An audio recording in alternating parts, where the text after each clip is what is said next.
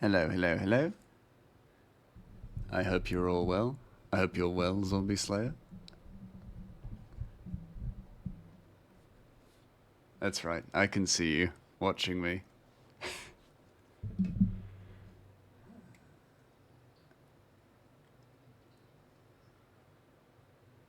There we go. So I had a bit of a problem with OBS. It just wouldn't boot. So I'm just like weirdly aware of it, but I think I know what the problem was. Is that one of the screens that I have on this like OBS was on a hard drive, and it's been struggling to punch into a USB port. So as a result, if it like wiggles out of its USB port, then it's no longer accessible. So I think OBS was just searching for that video, and as a result, it took a while to boot up. Because otherwise, it seems normal, completely normal. But my like go-to response is usually just like, oh, if something's not working, I'm just gonna cancel. I don't want people waiting on me. This is the first time I've actually been late for a stream, which is, oh, ad coming up, which is very new for me. Not saying I'm a cordial, on time sort, but usually I am. So just gonna fiddle with one thing. So I find that with Mix It Up, which is a fantastic stream thing. Space Cat. Oh, it's been a while since we've had a warm up. Hey kid, how you doing? How you doing? We got getting a space cat. So just so you all know, this was my Trico attempt.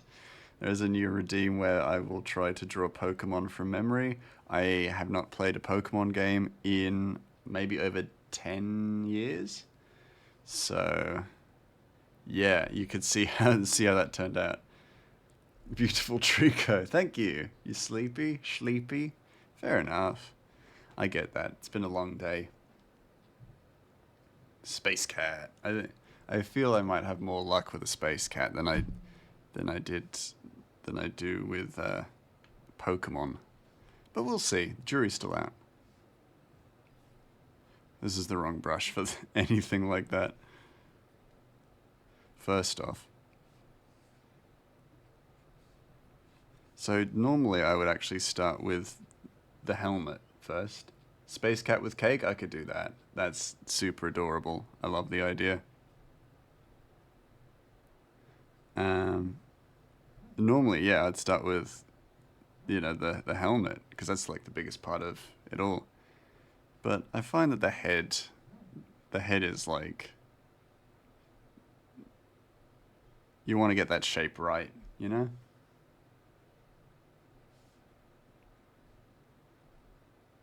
And you want a bit of a like, kind of a, it's shaping around the helmet, your mama.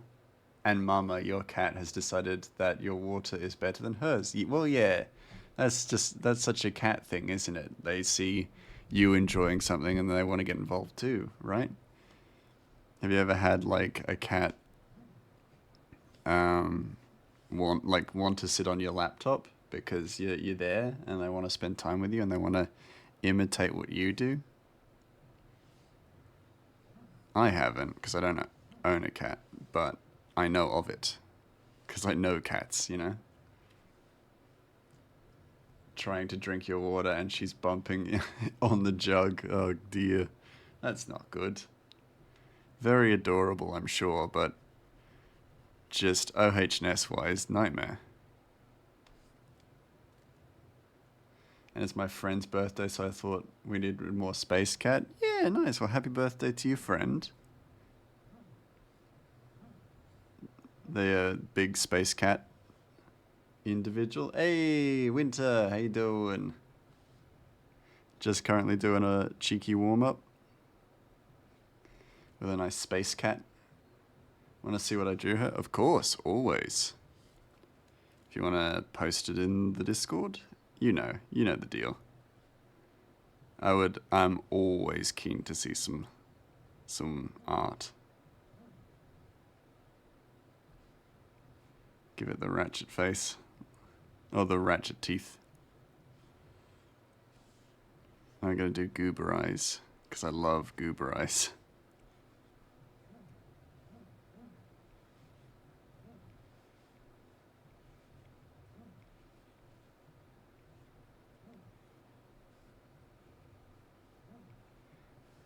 Also because I'm trying to teach myself to actually not agonize on the details of a warm-up as well. Oh, that's actually terrifying. Hold on. Should be more diamond shaped, because that's a cat thing, you know?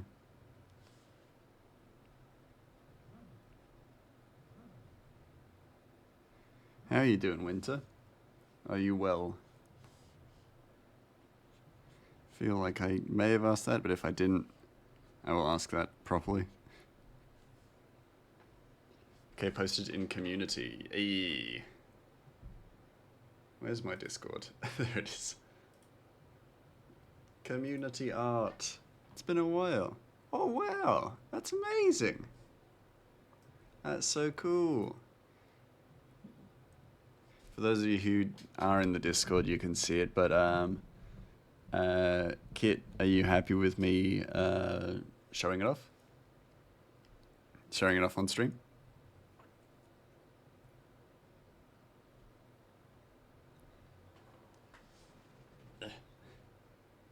I always feel like, sure, that's fine, yeah. I always feel like it's good to ask, even if people are like, yeah, absolutely.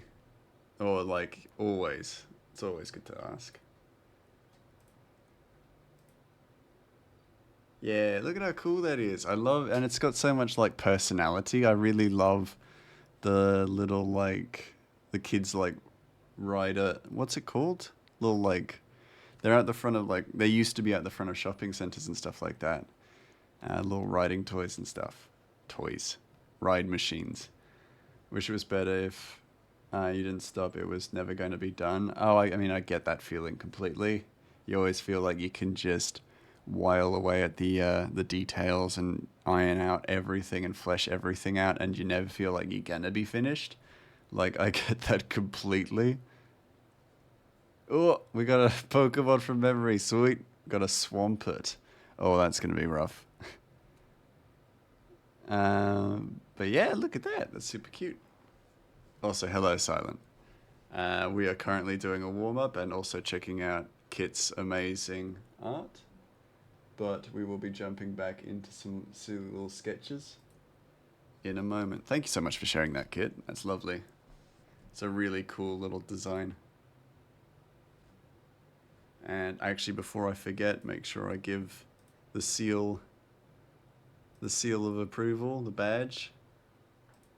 Because that was one of my rules, wasn't it? It's like, if someone posts in the community art, they get a badge. They get the badge of approval because they've earned it. Because the work is always good. So I'm going to just do a bit of a mess of the cake outside the helmet as well. Because I think that would be funny. As if the cat's like smushed the cake up against it, up against the bowl.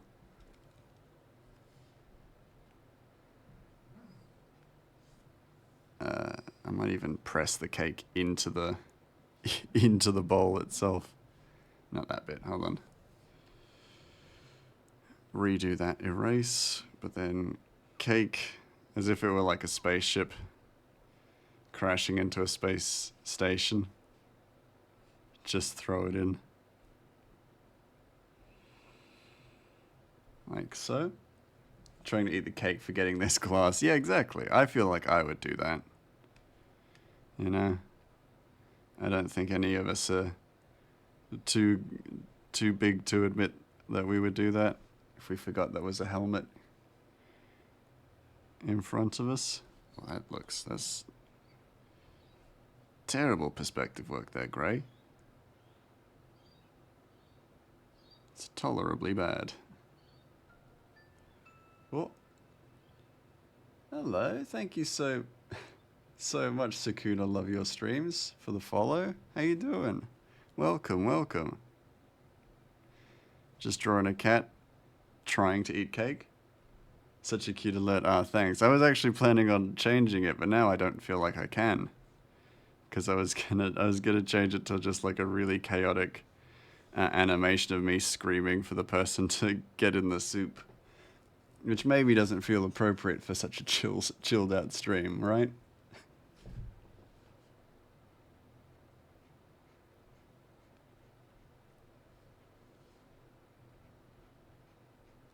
I think it would be very weird, you know, but also very funny. Do that. I'll get around to it. It's going to take a bit. I could always, well, the thing with Mix It Up is that it's a fantastically comprehensive program, so I could always randomize the follower like alert. It could be that sweet little ratchet one, and then every so often it's just the get in the soup one. I think that'd be good.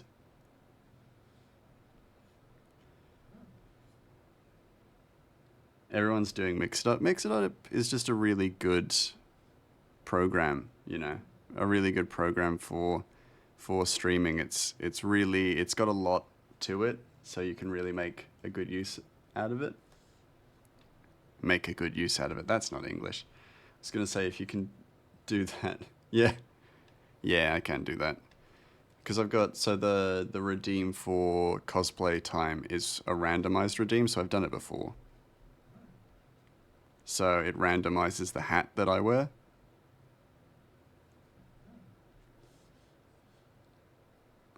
So it's really good. It's really good and really useful. I just don't have many redeems that utilize the randomized feature, really. But yes, and I see Sakuna, so I can kind of assume you're a Jujutsu Kaisen fan. Maybe, unless I'm just completely like guessing there. Hello and greetings. It's lovely to meet you. Hello. But now that I've asked, are you a Jujutsu Kaisen fan? And if so, how are you feeling about the latest season? If you watch the anime, if you've read the manga, then you're way ahead of it than I am. He's got a little cat booty, because you gotta draw it. And of course, welcome to the stream. It's kind of, I mean, I feel like every Twitch streamer says it's kind of chaotic. I think my streams are kind of cursed, but then also kind of chill. That's how I would describe myself. I think, oh, this is going to be interesting because I've never had a warm-up and a Pokemon redeem. So, latest season was good, enjoying it so far. I'm glad to hear that. Yeah, it was super good. Like, also, not traumatizing, but like definitely devastating for sure. But still really good. And I'm keen to see what season 3 has in store, because it's going to be like a huge alteration or change from the previous seasons, which did feel more shonen-esque, I guess. For lack of a better thought, I think. But yeah, like super good. I will now also do the Swampert. Yeah, we have a Swampert to redeem. So I haven't played Pokemon in about 10 years. So I have Pokemon to draw, essentially. So Swampert is... It's an evolution of Mudkip, isn't it? Silent. If I remember vaguely. My brain is telling me to draw Muck, but I know Muck. Your internet fully stabilized? Yeah, love to hear that. Hey, Alan, how you doing? Hello, lovely to see you. Lovely to meet you. The final evolution. Ah, okay, cool. So it's like Mudkip. I can definitely run with that. It's because I want you to draw Muck. I'll draw Muck one day. If you redeem the muck, I know what muck looks like. Like, without a doubt, I know what muck looks like. And they're on all fours. Actually, that really helps. Thank you. Could have drawn my mudkip again.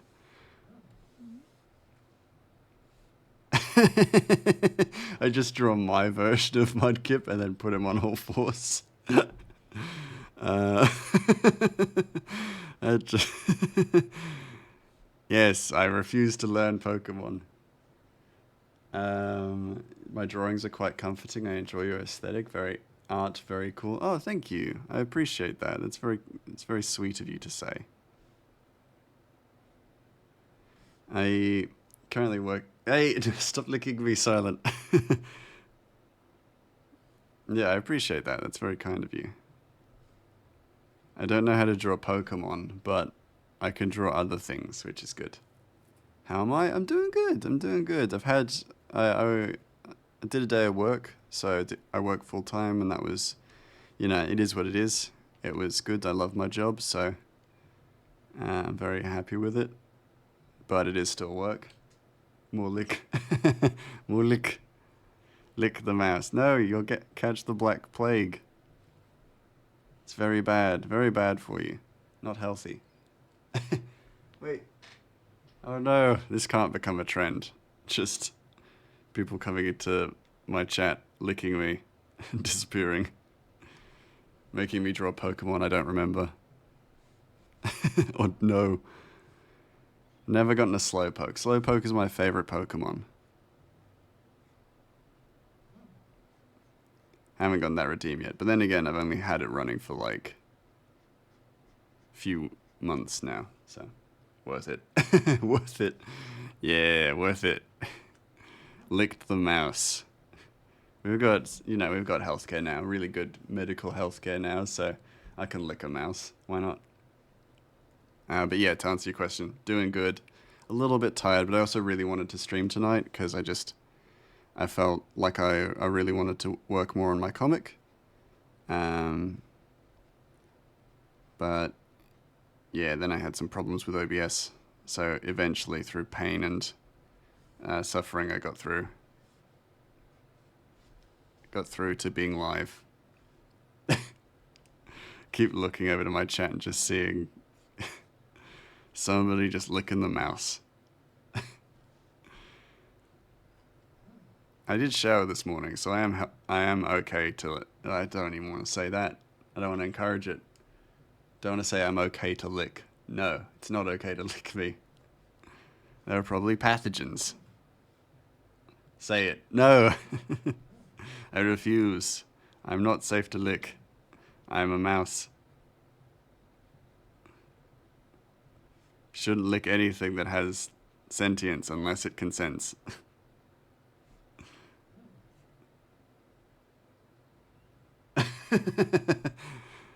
Stop taking enjoy. I don't know why I've given this Swampert like a human body. It's so weird. Hold on. This is not how it looks as well. It just doesn't look like this. I don't even have to search my memory to know that. It's just no way. It's a table. It's like an IKEA table. Oh man. I love this. It always really humbles me. Like doing this redeem always is really good at just keeping me humble because I just don't remember Pokemon. And like I've got years and years and years of illustration and art experience, but if I have no solid memory of the reference image that I'm drawing, then it doesn't matter how many years of experience I have, because using those fundamentals doesn't make sense when I don't know what the shape of the creature is, essentially.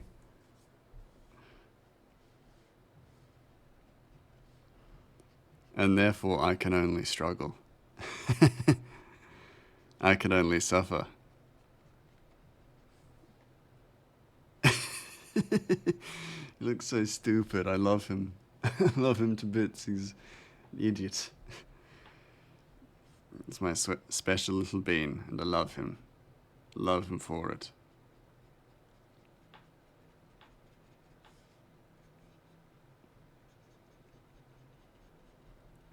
It's completely like nondescript arms and legs. But does it have a tail?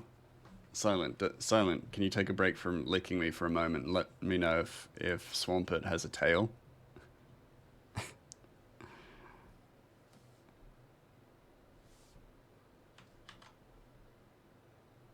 Is Swampert a tailed Pokemon? I don't remember if Mudkip even is. And I feel like studying the Pokemon now is cheating. Even like outside of stream, just looking at Pokemon, cheating. No way. I'm gonna continue to have no knowledge of Pokemon until the end. No knowledge at all. And I'll continue having no knowledge because that just makes it funnier. Funnier and more embarrassing and tragic for me.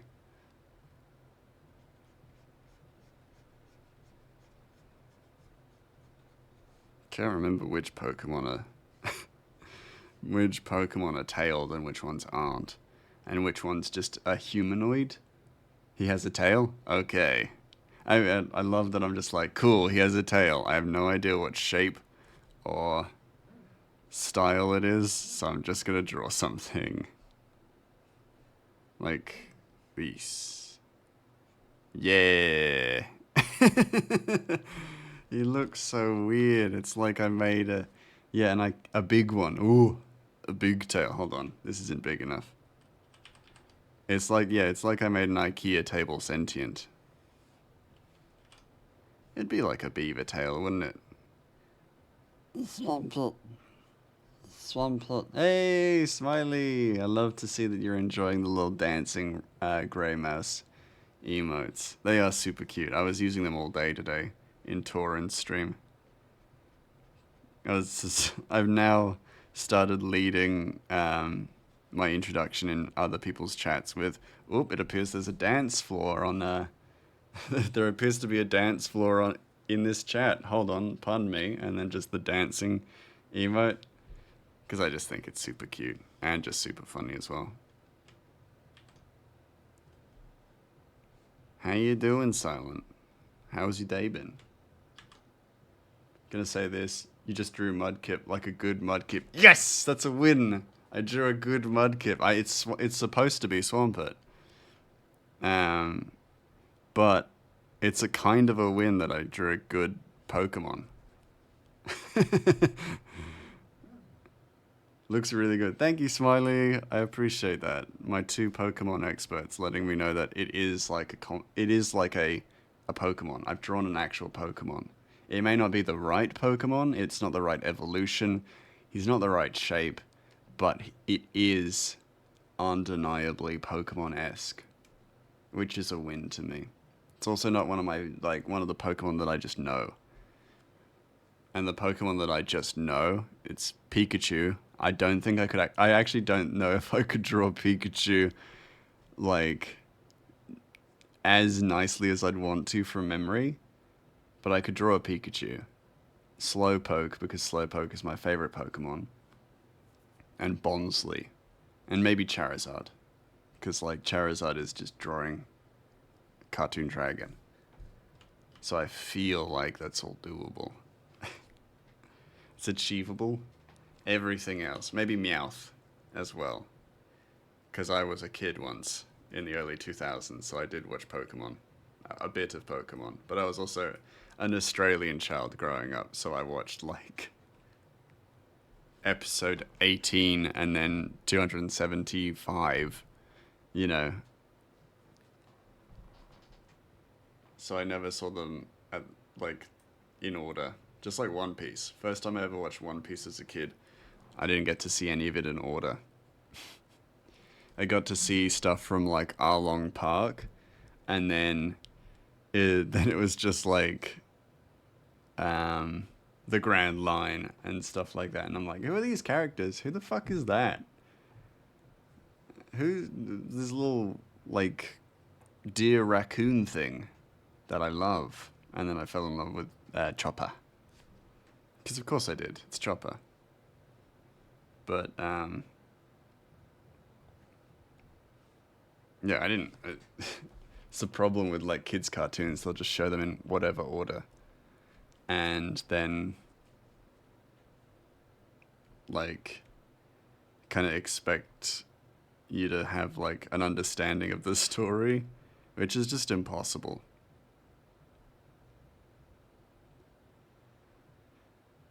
Did I just write flower? Wow, nice. So for the shadowing that I've done on this flower, the layer's name is flower. Yeah, the little Crispin emote. I like that, and the emote is cool, but I definitely use it as more of a utility thing. So it's an accompanying emote for the lurk command. So it accompanies that. And one thing I always really liked when I just started out and was putting together little assets and things like that.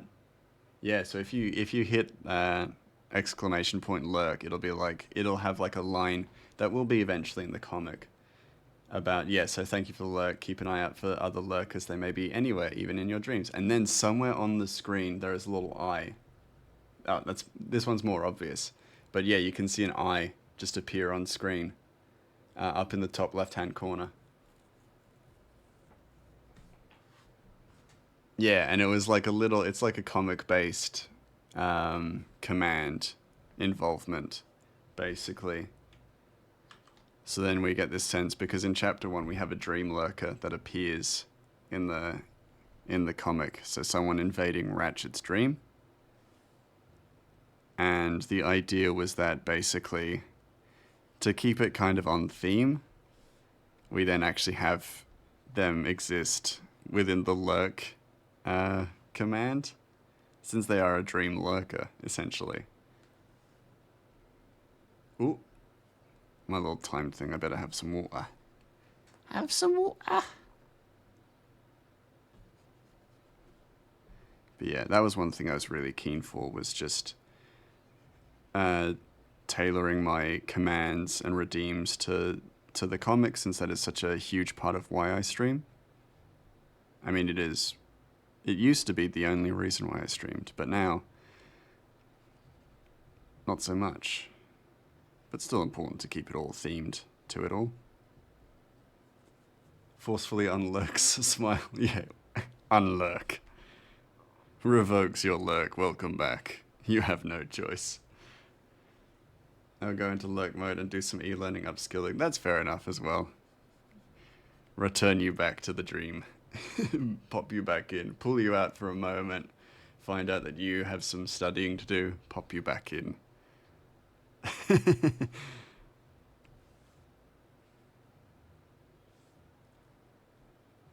Have fun in the dream. But yeah. I don't know, what else do I have that's actually like themed? Can't remember. I got a lot of stuff going on. I got a lot of stuff that I've hidden and I haven't used for a while. Hey, Zombie Slayer! Heavenly gaming lord of all lords, that is Grey Mouse. How art thou beeth upon, oh such a day, kingly Rizla? I'm good. I hope you're well. It's been a while, so it's always really lovely to see you. I hope you're doing good. Take it if you want to learn. I guess I can't stop you yet. We cannot stop the educations. We fully support our learning brethrens. You're well? I'm glad. I'm glad to hear it.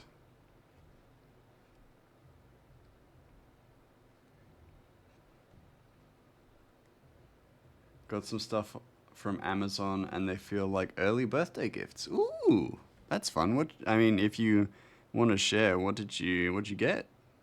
I do like treating myself every so often to a little purchase.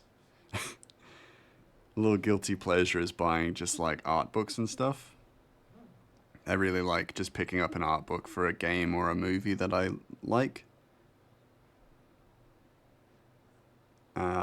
That's always really nice. I realize that because my birthday's slowly approaching, I'm like, I should probably actually not get anything for a little while so that my family and friends can get me something, because I'm kind of the person who doesn't ever really ask for anything for my birthday because I don't ever feel like I need anything. And people want to give you gifts, so I feel like I gotta hold back a little bit, just a little bit. Well, one for your birthday is the 10th, uh, but I got a lot of books and more comics. Got a lot of books and more books and comics. Awesome. That's fantastic. A very nice selection, I would assume. We love a good comic enthusiast here. Your birthday's the 10th. I'll keep that in mind. Am I streaming on the 10th? If I am, feel free to pop in and you'll get a big old birthday wish. If not, oh, it's Sunday, so I stopped streaming on Sundays. So, happy birthday for the 10th. But I will also be back on the Monday, so I'll give you a big old happy birthday then too. I got the book of Dying Light, and your brain said, buy it, buy it, buy it. Yeah! Dying Light is a visually fantastic and interesting looking game, so hell yeah. Thank you, Mass. My pleasure. My pleasure. Always good to celebrate a birthday, especially for someone who's been around pretty much since day one. It's always, it's important. It's important to celebrate birthdays.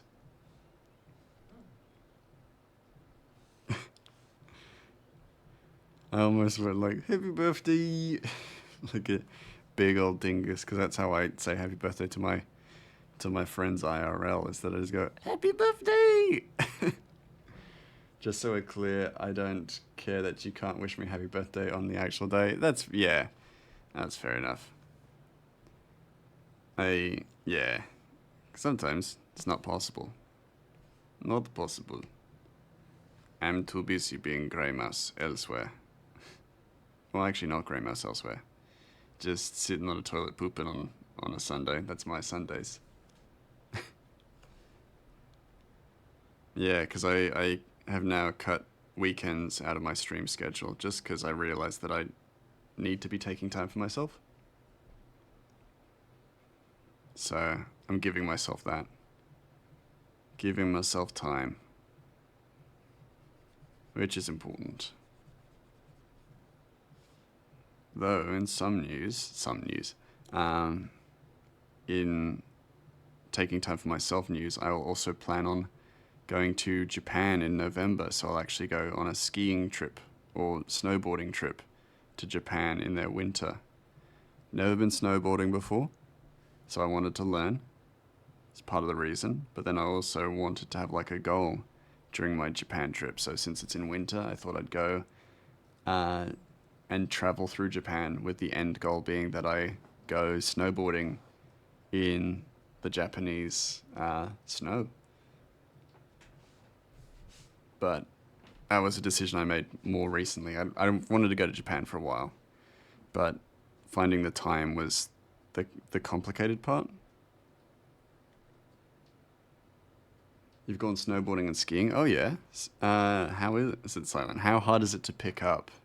As just a general question. If my trip ends up with me just like falling and being a dingus, that's totally okay. But if I can, get the fundamentals down and move, then I will definitely have a good time. As a bit of a background, I also do skateboard, so I feel like it's something I could potentially pick up, not fast, but at a decent pace. Skiing is the easier of the two. That's really good to know, actually, because that might sway my decision. Japan, oh wonderful, have fun. Japan was so enjoyable when you went. Oh yeah, what'd you end up doing in Japan? I'm happy to, I'd be keen for recommendations and stuff. I'm gonna be traveling pretty much, not all of it, but from the top end to the bottom end, or a circuit that I can take my time and enjoy myself, of course. That's why, because that's highlights. So yeah, any advice or insight and things to do, I'm definitely keen on. How's your sense of belief, buddy? Balance? Pretty good. Like generally pretty good. Like I said, I do skateboard, but then also I'm not doing big tricks on my skateboard. I'm just using it to get from A to B. I forgot what it was called, but it was the festival where they have giant anime characters made out of snow. Ooh! Now that sounds amazing. I would be very keen to check that out. I'd love to do a few, like, anime things. My intention for, like, a lot of the weeks that I'll be there, so I'm thinking I'll be there for either 2 or 3 weeks. 20-ish feet tall type of stuff. That is really cool. Yeah, so my plan was that I would do like kind of a touristy anime or manga-esque kind of thing one day, then like the artisanal, so coffee, photography, woodworking thing another day, and then maybe like an activity the next day where I make something in Japan. I thought that would be really cool. But I've got a little bit of time to figure that out, of course. I am just keen to see what I can kind of see. That does actually look so much better, just adding in bushes and stuff. You skateboard, they're similar, so it should be fine for the basics. You'll most likely face plant once or twice when stopping though. That's totally okay. Yeah, that's totally fine. I've got a longboard and a cruiser board, so I use them to skate around on here in Adelaide. So ideally my balance should be okay, but we'll see. I forgot a lot of Japan as I was like 12, but I do remember enjoying it. That's good. Yeah, I bet. Like, I've only ever heard good things about Japan, so I'm super keen. My dad's been to Japan, and he was just like, there's some things you have to see if you're in Japan. One of them, of course, being like the temples and stuff, because that is a huge, especially for me as an Australian, a cultural thing that we don't really get to see a lot. So I was very strongly recommended to visit a temple at some point. There's also got the Dishonored 2 art book, Bioshock books, Star Wars books, Gears of War books. Those are all fantastic selections. Oh man. How's the Dishonored 2 book? I've got the Prey art book, so they're the same developers. That art book is so comprehensive. It's one of my favorite art books, if not my favorite art book. So how's the Dishonored one? That sounds... I mean, Dishonored would be fantastic. In my mind, it would be fantastic. I think my favorite art book maybe now is the Breath of the Wild one, because that's even more comprehensive. I really love a really, like, dense... I love a dense art book. I love an art book that if it was dropped on me, I wouldn't be okay. You know? One of those art books. Those are my favorite. I actually think we're done with this page as well. Not page, panel. Don't jump ahead. Gramoose. And then I just gotta put... Oh no! You can see behind the curtain. Ratchet's hiding a bunch of really scuffed looking art. But also Gears of War is one of, like, has such a strong place in my memory as well. It was one of the first games I ever played co-op with my brothers. So it does have a soft place in my heart. It's so pretty. They explain so much about how they made this little piece of the game, the buildings. You simply blink past, and there are like, okay, so our inspiration was from the 18th century London, proceeds to talk to death, but because it's Dishonored, I don't care. Oh man, yeah. So based on that, it does sound a lot like the Prey art book. So they do a lot of explaining as to why they do, like, why they chose these certain, like, wood panelings for some of these, like, stools and chairs and things like that, and why they chose this particular design for a plastic cup or a plastic water bottle and stuff like that. Is like, it's so fascinating because it's like someone has put so much thought into this and they just didn't need to. But if anything, it enhances the world and makes it so immersive. And I love that. And yeah, for ages, the Prey art book was my favorite. I've had it for 5 years and I still look at it. It's beautiful, it's gorgeous, like it's so fascinating. And as someone who is trying to do world building as well, it's such a good reference point for all of that. And it has only now recently been surpassed, of course. That being by, like I said, the Breath of the Wild one. But the Breath of the Wild one is, to its credit, is in a style that I want to learn and want to be good at. And it's maybe like, it doesn't talk about the histories or the origins, but it doesn't pull any punches with how much it considers, which is fantastic. My brain was just like, your brain was like, just shut up and take my money. And I was like a kid on Christmas morning getting Lego sets. Happy noises begin. Yeah, I don't doubt that at all. That sounds so good. Also Bioshock, and not to discredit any of the other books that you got, because Bioshock, fantastic as well. You know, all winners there. Just all winners. Oh no, I need to move that because it's now I'm now just watching you guys pat Ratchet right in front of me. Which is a little weird for me. Just me sitting behind watching Ratchet get pat. But Ratchet deserves it. Ratchet's a good bean.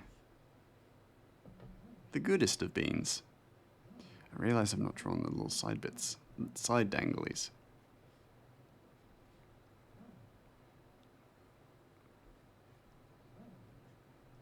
Yeah. There we go, much better. Oh! Cosplay. I'm agonizing puddle. I miss agonizing puddle. I haven't seen him stream for a little while. Yes, this is the redeem I was talking about. So it's randomized. A random hat appears on my head. And then it was your grandma's birthday months ago, so I got her something. A necklace inside that says, I love you in 100 different languages. That's really sweet. Really good thing to make, to be honest. Yeah, for sure. That's really sweet. I love that. And such a lovely gift. Like, thoughtful, not necessarily simple, but like very clever. I love it. Love gifts like that. Should zoom in. I should zoom in. Why am I this far out?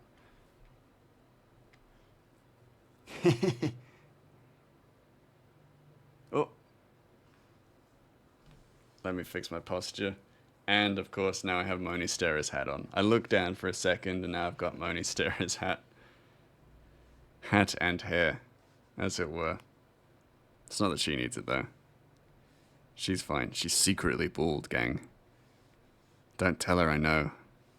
Secretly, she's just wearing a wig.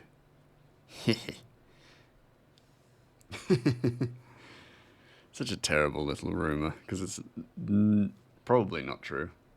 I don't know if it is or isn't, but it probably isn't.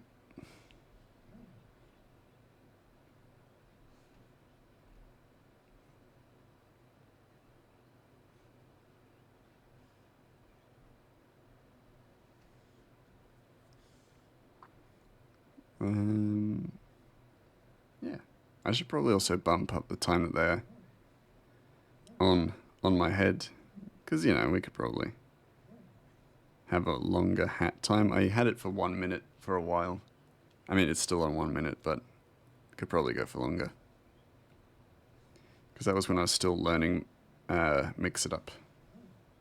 And I was like, I don't really want to have a routine that goes for longer than that. I now have a routine that goes for like 30 minutes. So, I also got a pull-up bar, so now you can do pull-ups. Yee. Damn, nice. Do a little calisthenics. Good on you, gonna get swole. We can make it true, grabs a razor. No. No. She's got lovely wig. You don't want to shave that?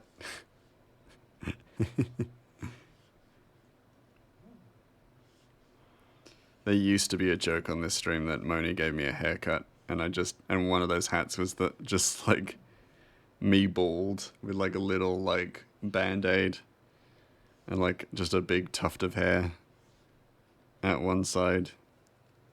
Things like that. It's just the fun little running jokes that I have with Moni. What with her being my nemesis and such. For y'all who don't know, Moni Stera, the VTuber, is my nemesis. We're enemies.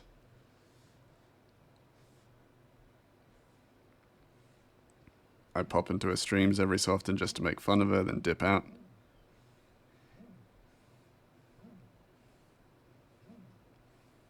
If I knew her in person, I'd sneak onto her streams just to fart and then leave.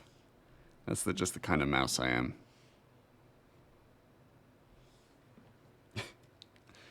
Terrible. Terrible thing to do.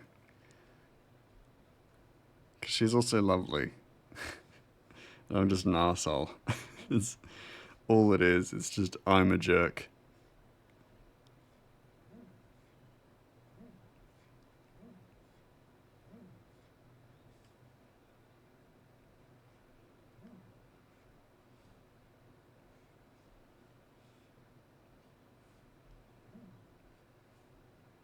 How's that?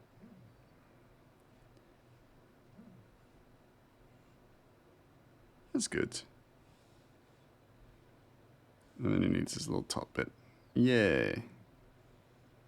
It's so weird. It's so weird always coming back to drawing and you feel like you've not been drawing for ages.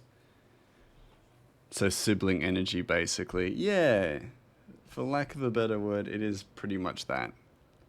So we have very strong sibling energy. Even though we have never met each other in person, we just get that vibe and we're just like, I'm gonna fart on your mayonnaise.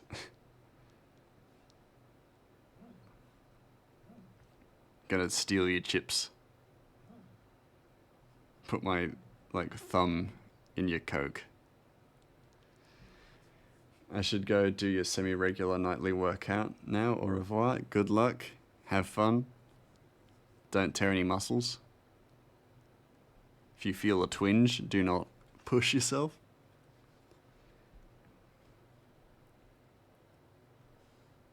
But yeah, go do it. I fully endorse exercise. Do it.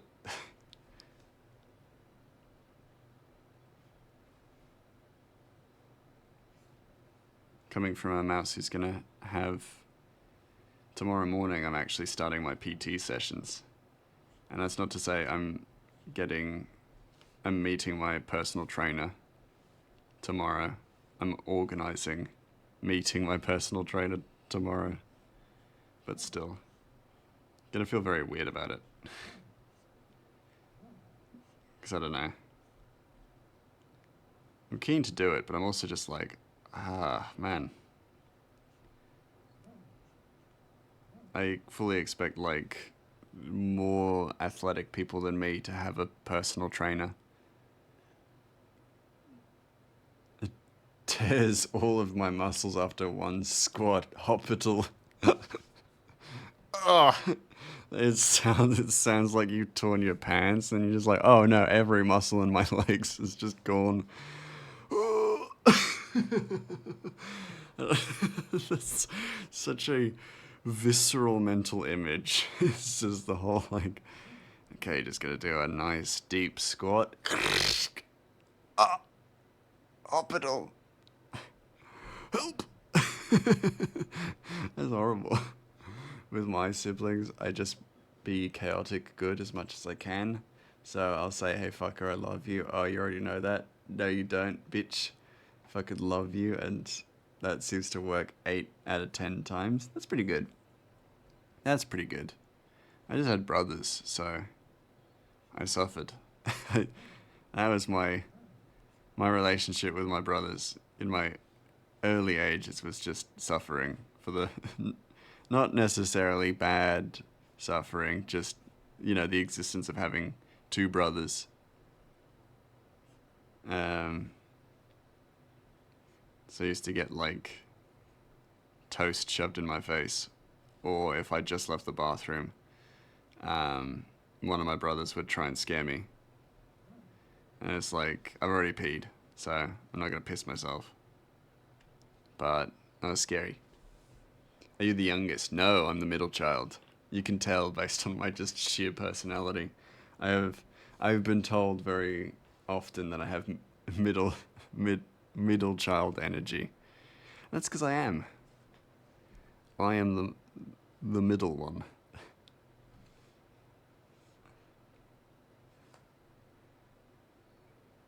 Don't necessarily know what middle child energy entails, but it is me to a T, so hey, who am I to fight that?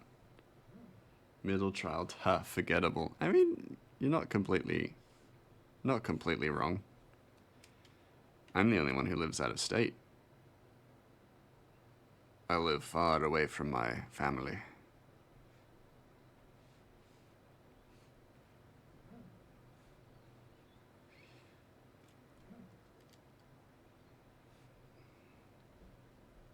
Oldest sibling is where it's at. Well, sadly, I'm not the oldest sibling, so I don't know how that feels. I'm sure my brother would agree. My older brother would probably agree. But I don't know. I turned out pretty great. And I'm not an eldest. I turned out pretty normal. Streaming to a bunch of people as a mouse on the internet.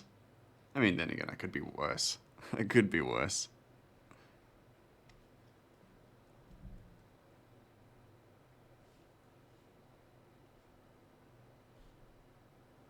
I feel like I don't need that much space for Ratchet's arms and stuff. Because he's in like a squat. So I can kind of alleviate some of this waste space, as it were. Make it pants space and stuff. But if you were a mouse with brothers, shouldn't you have like 1,000 brothers? It's a good question. It's a very good question. Shouldn't I? I can't reveal too much about my lore, but I've also just realized that Ratchet's like belt sections are completely incomprehensible. Hold on. I'll answer your question in a second. It's a very good question. There's actually a secret behind that. Hold on though. I'll be right back. I just need to check on this thing, fix it, and I'll answer your question in a second. It's like the perfect way not to answer a question that has like a secret to it. It's like, hold on, just hold on a second. I'll just hidden grey mouse lore. Maybe. I'm not like those VTubers who have that kind of lore. I just like mice. But with that said, I was talking about this before, that maybe I'm a mouse. I could be a mouse, or I could be something, a thing, in a mouse costume. So I may not actually be a mouse. And I kind of like that idea, because so basically my current model, it has like a stitching down the front.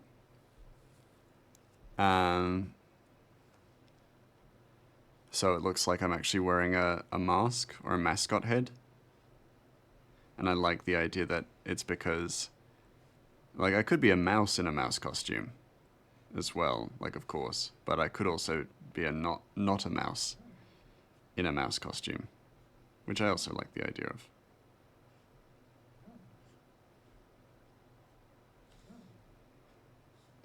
Now, on the other hand, dad lore, that goes crazy. Oh, yeah. Dad lore is wild. I mean, actually, it really is wild. Can't tell you guys any of it because confidential information, but dad lore. Dad lore is crazy. Grey dad? Very crazy dad lore. Again, can't tell you. Had to sign an NDA. I didn't, but I'm gonna tell you I didn't have to. You can interpret from there.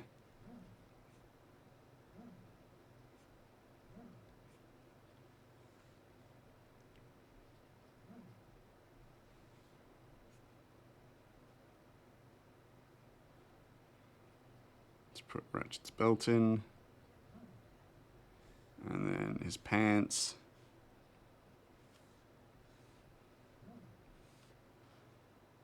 There's not a lot of space for that, but that's okay. Because we want to just do this and move on. How does that look? How does Ratchet look? Looks okay. How crazy my dad's lore is, he had 6 kids from 4 different women, don't ask how. I mean, mathematically it's all possible, right? Emotionally, or physically, sounds like a lot of work. But that's how dad lore be, you know? Dad lore just be like that, you know?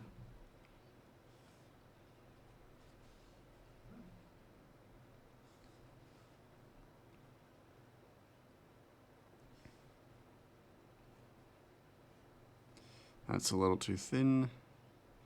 There we go. Just a slightly thicker hilt. Just so that it's just a little easier to draw when it comes down to it. Draw, colour, that's the word. And prawn, my back. Dad lore is the equivalent to something we would play as a video game. Yeah, I mean for some of us for sure. Mort! King Julian! Hello, my dad lore. I actually know this. Is my Mort's dad's name is Pop Pop, and he died trying to absorb my power. This is not a joke, this is canon in the Madagascar lore. Is that my father, named Pop Pop, he tried to absorb my power, and then he died. Hello. How are you, Cryo? It is I, Mort. How are you? How are you, King Julian?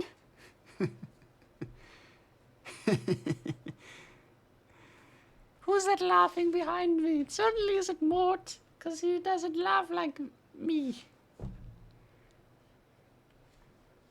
I laugh like, oh ho ho! Ho ho, it's so funny, King Julian. You should be a comedian.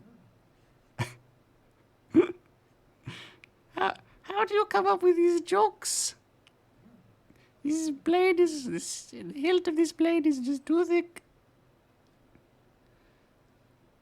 How are you, Cryo? Have you been to the gym? Have you been practicing your walking? For your big event? Oh, it's done. Why wasn't Mouse Mort's VA? That's a crime. It was before my time. I think I was too young. I didn't have the deep voice that I have now, so I probably couldn't have accurately articulated that which was Mort. And also, I wasn't voicing him. Like, I quickly called him up on Discord, because like I don't know how to do the Mort voice. It's truly a lost opportunity. Also, that Mort lore is actually true. Is that on the Madagascar wiki, apparently Mort's dad's name is Pop Pop, first off, and then second off, he has a cause of death on on the wiki, which is died trying to absorb Mort's essence. So, considering he continued for ages after Mort left, yeah. I mean, well, Mort needs to get his time in the sun. Of course, it's not me. It's not me. I don't have time to do that. Eyes dart left to right. I think they bought it.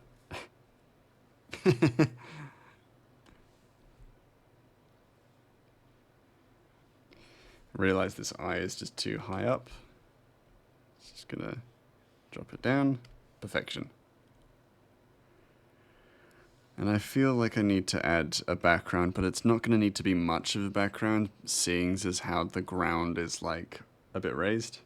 Thought you said something like usurping the throne, not absorb. Oh, that's fair. I don't. Mort's accent is sometimes a little too thick to understand. I can definitely respect that.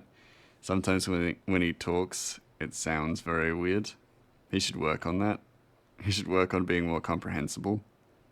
Absorb his power. Hello, I'm back. You didn't turn off the Discord call, Grey Mouse.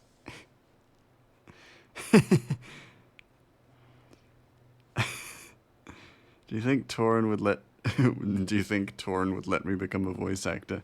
As if she like rules over voice acting. No, do you think Torin would recommend me for voice acting roles? With that as my reel. The only reel I have is me just doing a Mort impression. I don't think that tree is even really necessary. Ooh, shit. It's fine. Ooh, ad coming up, gang.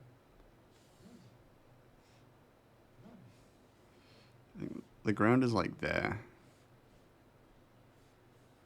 Which feels very weird, but is also very fine. I've returned from your workout sooner than expected. Okay, sprained your wrist. Shit! Good thing all my muscles didn't tear that. That's true, your muscles are still intact, which is a win. I mean, it is a win, I guess. Oh, the wrist thing. Sorry to hear that. You gonna put some ice on it? Maybe? I don't know. Well, I thought it would be interesting lore that he's such a massive fan of Julian after his father failed to usurp the throne from him. That makes sense. That would be interesting. Or that, like, King Julian took Mort as, like, payment against the crime of trying to overthrow him. I like to believe that. Is this Mort lore? Lore of Mort.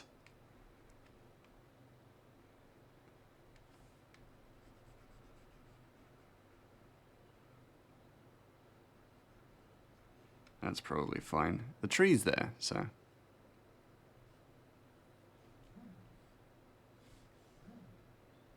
I'm really keen for the next page because it's mostly just Ratchet's face, which is going to be fantastic to draw because it's easy.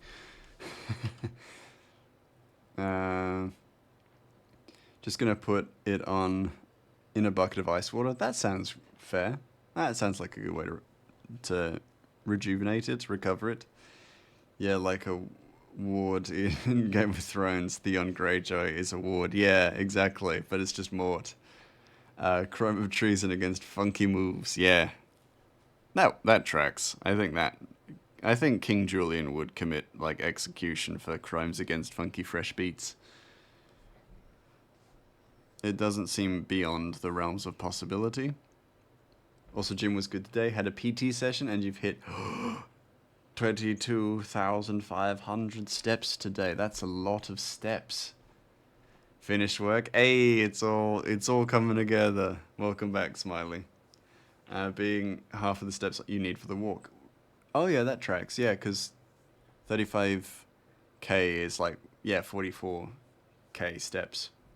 Very impressive. Very nice work. He doesn't have his backpack straps. I just realized that. Damn it. I'm constantly forgetting them. I'm keen for the bit, again, I've said this before, but I'm keen for the bit in the comic where he takes off his backpack and never puts it back on. because it ruins his ensemble. It ruins his outfit. Sick of it. You did 6K steps for today. Wow, that's pretty impressive too. Nice, a lot of proficient walkers in my chat. I love to see it. His execution would be to make them dance until they die. Yeah, like the D&D spell Otto's Irresistible Dance. Yeah, or the St. Vitus's Fever, which was the actual real world historical event where people just danced until they died. Which is insane that that's a part of human history. Actual human history. Like, it's not D&D lore. It's real. That people just started dancing one day and danced till they dropped dead. You haven't heard of it? I'll tell you about it. Hold on, give me a moment as I read back through chat. That the bag ain't swag. Yeah, the bag is like, it's not bad, but it's just a brown rucksack, which isn't very awe-inspiring.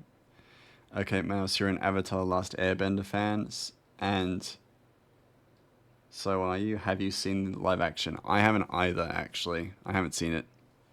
Never heard of that. Yeah, so in a small French town, there was a fever going on.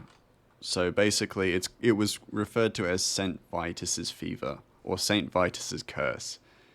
Thought it was just dislocated at first, but nope, it was sprained. Ooh, that sounds really painful. So I'm so sorry to hear that, Silent. Yeah, rest that up.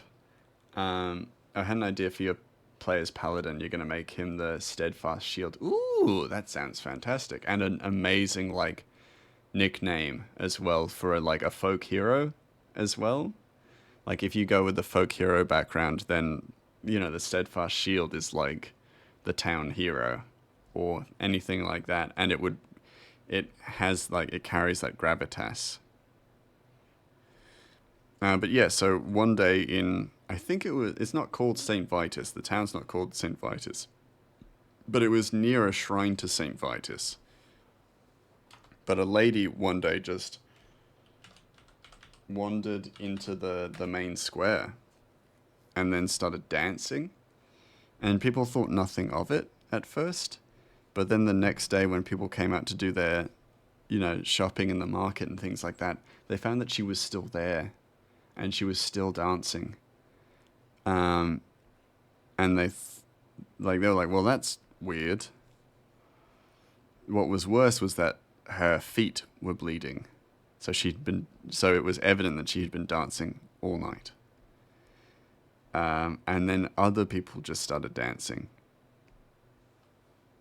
And it was like a shared hysteria thing where people were all just dancing. And then after a certain point, people started dancing until they dropped dead. They just died of exhaustion. Other people were being carted off to the St. Vitus shrine to be healed. Some of those people came back healed. Some of them didn't. But it is an actual thing that happened in human history. Basically, it's a +3 shield, but functions as like an immovable rod. Ooh, I love that. I can imagine like the legend of the wielder of the shield, sorry, my brain is just shutting down for a moment. How a giant swung a club at him and he blocked it and didn't even recoil. Ooh, that does sound awesome. Would it be like one of those large door shields? Or like a phoenix shield like the Romans had? Out of curiosity. Because I've got one of the guards in this comic has a similar shield, but it's not like that, like the immovable rod, but it's a shield that has a magical, like magic imbued into it, so that it has almost a wild magic effect to it when it's struck, which I find really cool. That's crazy when you boogie too hard. Yeah, this lady boogied way too hard.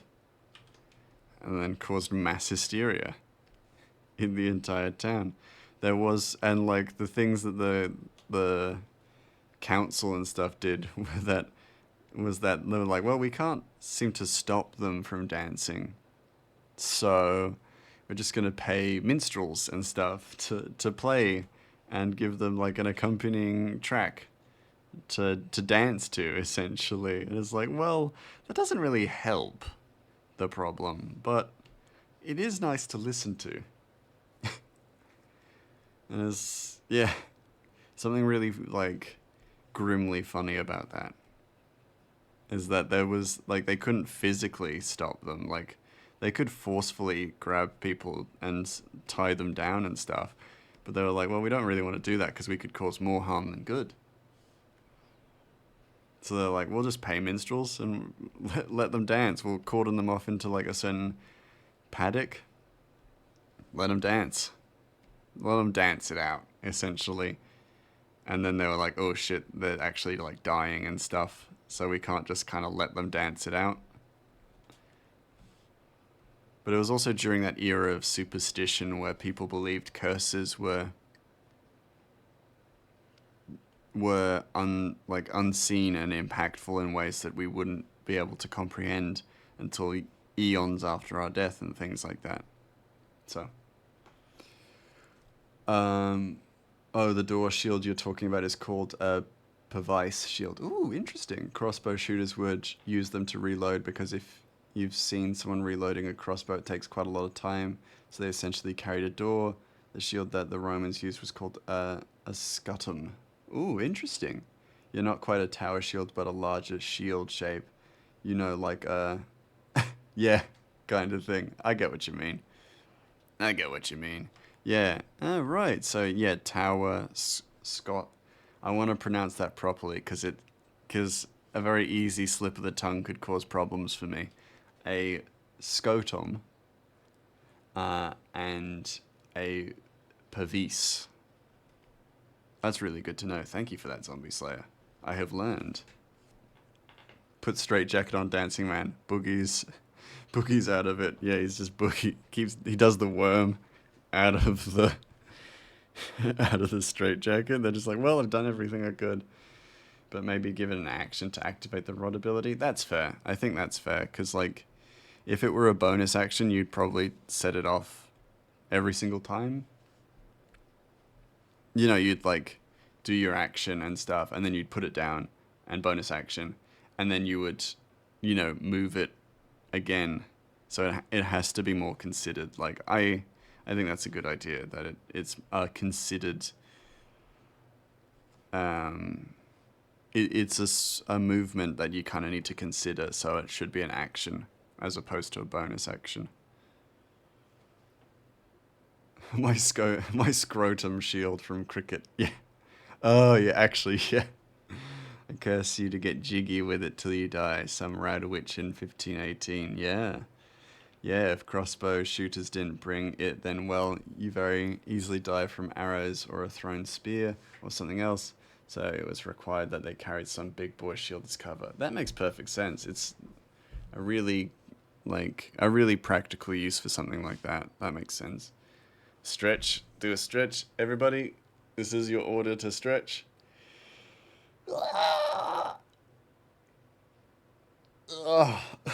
You ever just stretch and like, intentionally make a noise? Like I just did then. I wasn't being murdered, guys. Don't worry. I wasn't actually being murdered. Like, it takes your turn to brace yourself, and if something, i.e. a bull is charging at you, you can brace and activate it. Yeah, and that makes sense as a movement. Because if you needed to use the immovable rod as a brace, then you would very likely not be taking a turn to do something, I guess. So it does have a really good practical application as well. I do the things where I stretch in bed and then go back to sleep. Oh yeah, where you like, I'm a dad, I only stretch and make noise. Yeah. Yeah. I'm not a dad and I stretch and make noise. I stretch to make noise. Only 500 years after the dancing plague did the COVID plague hit. Give me that the dancing one. Yeah. Oh, if you had a choice, would you choose dancing plague or COVID. Probably dancing plague. I could do with a boogie. It's illegal to stretch and not make a noise. Yeah, exactly. Y'all get me. I, I, I mean, do you do the thing where if you're lying in bed or you're really like comfortable and then you do a stretch and then your leg shakes? Like your leg shakes like you're having a conniption? I do that all the time. Sometimes my little like scream goes into the shake, so I'm just like, you know? I can't be the only one, right? I can't be the only one. It would teach you how to dance. Yeah, if you spend enough time being cursed with the dancing plague, you would learn to dance. You'd learn some good moves. You'd learn moves that like accommodate for your bleeding feet as well. So you'd be like, oh, pop and lock so that I can alleviate the pain in my feet. Robot, so that the scoliosis in my back goes away. Oh, gonna do the worm to get some of this weight off my legs. Oh yeah.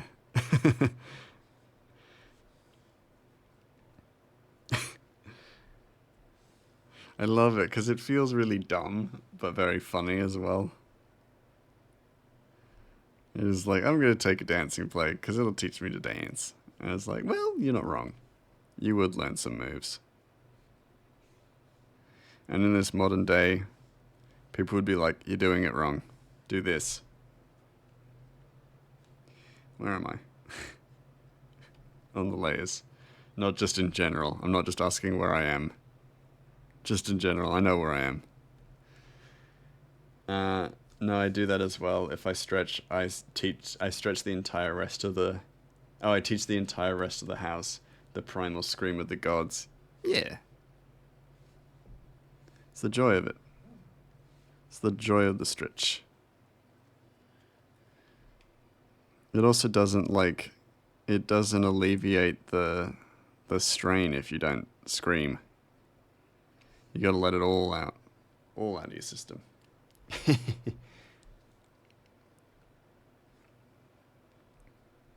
Oh, this is the wrong layer. Nice.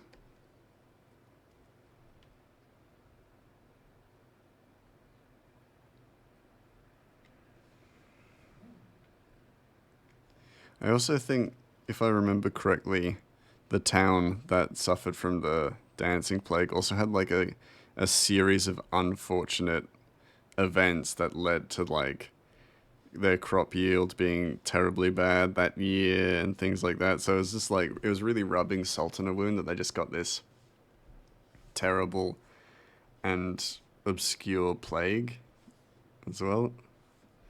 Wrong layer. Yes.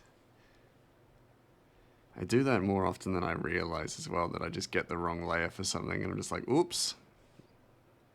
But it's usually almost immediate that I learn that I've done it wrong.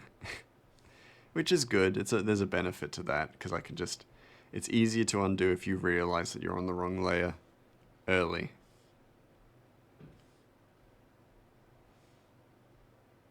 So I'm never too concerned.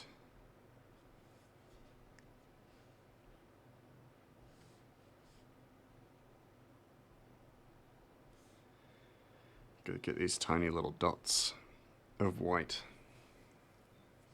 My one kind of issue with the fill tool in Clip Studio is that it's just not nearly as good as the fill tool in Procreate. It's just a bit messy. Although Romans didn't use their shields for crossbow, as they were only invented until 14th century-ish. The Romans used it for getting in close to the enemy and used the gladius, the gladius swords, to get up close to the enemy, and then their scotum shields protect the body as they take cover behind it. Yeah. Such fascinating, like, old technology, like ancient war tactics and stuff like that is very fascinating. see what civilizations used to conquer and war. It's very interesting. I feel like there's a few little things I do need to erase, like line work wise, because it's a bit rough in certain points. Again, which is totally fine, but I would rather it be a little cleaner. Whoever said scrotum shield, I love you, that'd be Creo. That'd be Creo. Yeah. It's very hard to get something like that past cryo. Or myself, but I try my best not, since I'm the streamer, I try my best not to say it out loud. If I were in anyone else's stream, I would have said it. I would have said scrotum. I would have gone, huh, scrotum.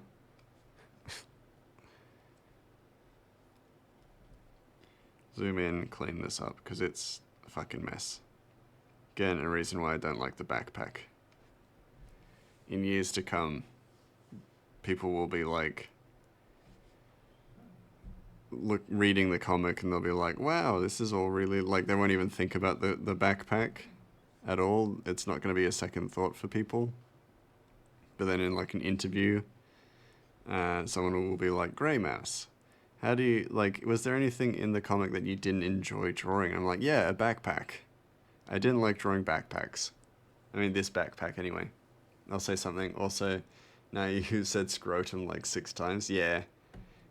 Honestly, yeah. Once it's out of the bag, you know, so to speak, there's no putting it back. All the military strategy stuff is your shit and your expertise. I'd like to go to school for it, but I don't know. That's fair. That's fair enough. Well, it's always nice to have like a passion, even if it's outside of school, outside of the learnings. One of your favorites, but also the scariest, is the Aztec death whistle. It's a whistle that sounds like someone is being skinned alive, so they'd use them before battle to scare the enemy, and then hopefully their enemies would lose the battle. I mean, that's fair. If I heard someone scream in a way that sounded like they were being skinned, I'd probably shit myself. That's for sure. And wouldn't even have to be in battle as well. I'd be like, oh, there's a horn, give me a moment. It's haunting. Was that like an intentional play on words? If so, bravo. Fantastic. But also, yeah, it'd be terrifying to just hear a horn like that.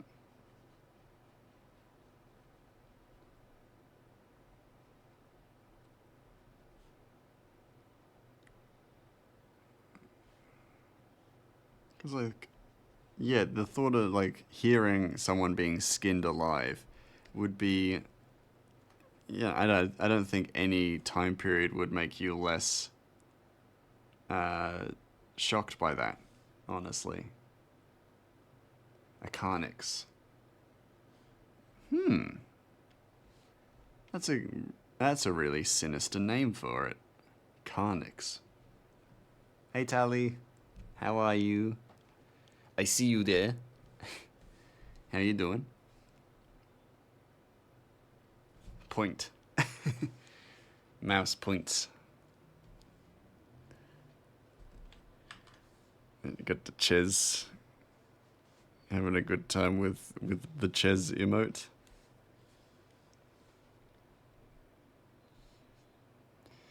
Gonna do this because just it makes more sense to me. Good playing Tekken 8 and listening to Strummer. Nice, are they a good strummer? They're entertaining, funny, witty, charming, maybe. The fuck was that noise? Just a weird sound outside. Carnix is a long, like, 6-foot horn with the head of a horse. Oh, Jesus. That is terrifying.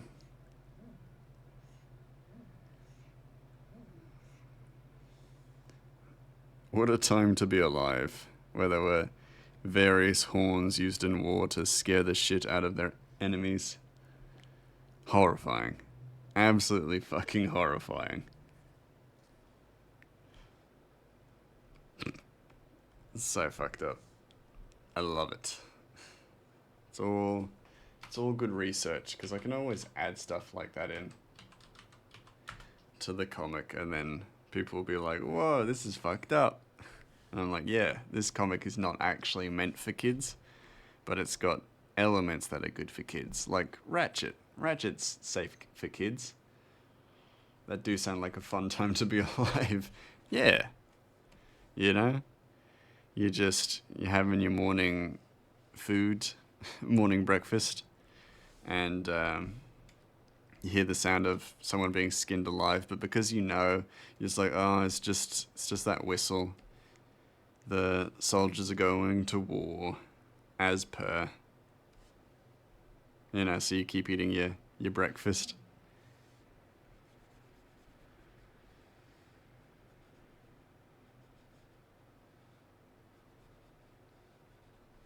Head down to the market and you just see a woman dancing in the street, and it's weirdly like contagious. It feels contagious, you know?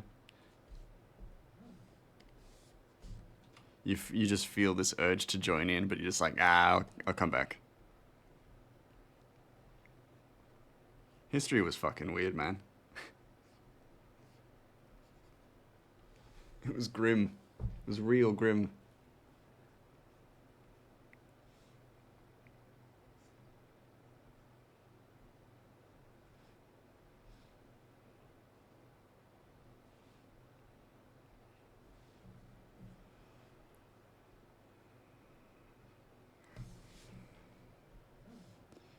I remember studying history in high school, but I was learning about ancient China, and for those of you who don't know, ancient China has China has one of the world's most preserved mummies, and learning about that mummy was one of the grimmest, like, experiences in, learning history and learning ancient history. Because it was like, oh yeah, this woman like gorged herself on food and stuff. And she was so well preserved that we could find like the watermelon seeds in her stomach and stuff like that. And it's like, oh my fucking God. That's horrible. And like removing her from her like tomb actually decayed her more than the thousands of years that she was preserved. I DM'd you with a 2-minute video of the Carnix. It could be a bard's staff weapon, no doubt. Ooh, thank you for that. I love me a bit of research. It's like an EDM like concert. I love that. But that is so cool. That looks wild. I love that, like, that would be like a war horn. Yeah, it's super cool. Like a war horn. If I have any like war-based scenes in this comic or comic series, I would be down to put something like that in there where you could just see it through the marching and stuff. Or even, yeah, if I had a bard, that would be good too. I don't know, do I have any bards? I don't know. I should do. It's a complicated question for me to answer, I think, because I also don't want to spoil anything. But then also I don't remember little details like that. There was, Tally, you'll know the answer to this because you were the note keeper, but there were no bards in Blue Steel, were there? And the sound starts higher pitch and then gets super low later. Ooh, I will definitely watch that after stream. That sounds awesome. No, there were no bards. No bards in Blue Steel. That makes sense. I don't remember there being a bard. But I was also nervous to say it because if one of our friends was the bard, and I was just like, I don't remember them. I don't remember them being the bard. No, because the bard was in the one with Leon, my other character. What's his name? What's his name? I know his name. Teferi? Tefers? Yeah. Hey, Glenn! How are you, Glenn? Welcome. I hope you're doing okay on your early morning. It is morning there, correct? Always ask just in case. Leon was cool. Ah, thank you, Tally.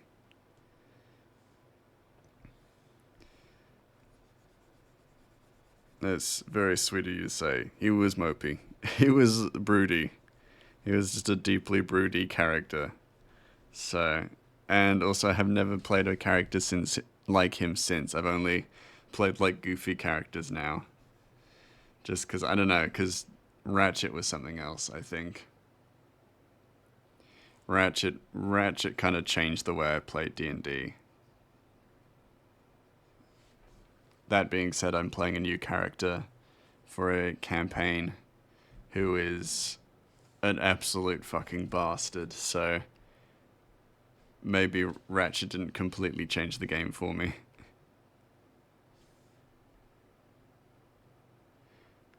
But yeah, something about playing a goofy, sweet character was just so much fun, and then also felt so rewarding, like healing almost. You're exhausted, finished Buffy season 6 last night, and it was a lot, no doubt. Yeah, that's, I mean, always got time for Buffy, right? But that does sound like a lot to manage, a lot to deal with.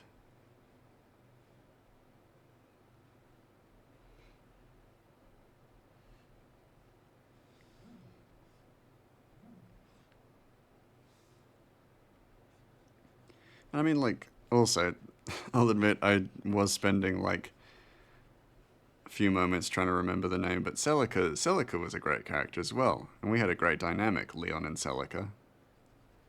In that, was Celica racist? I need to ask. Or was Leon, did Leon just hate Celica? It's just, I'm gonna just ask, was Celica racist? Just a question. Really direct question that I know the answer to is no, because of course she wasn't. But I have to ask. What, I think Leon just hates Celica, the poor stabby wizard. Yeah. Leon's rule was that he didn't, and this is why my brain was like, was Leon racist? Leon didn't like elves, because he was a half-elf, and he believed that he had been cursed by by an elf with his existence. Later today I'll be watching Dune 2 on IMAX. Ooh, let me know how it is, because I'm keen to see it. And I've heard good things about it, but yeah. I read the books, I've watched the first one, and I really enjoyed it. So I'm sure I no doubt will enjoy this one, but always happy to hear someone else's take as well. Sounds rad. Yeah, Dune 2. Dune 2. Electric Sand Boogaloo.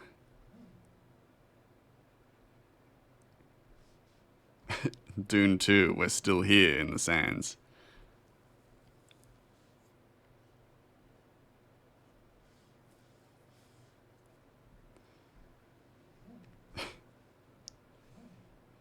Dune 2, it's still coarse and rough and gets everywhere.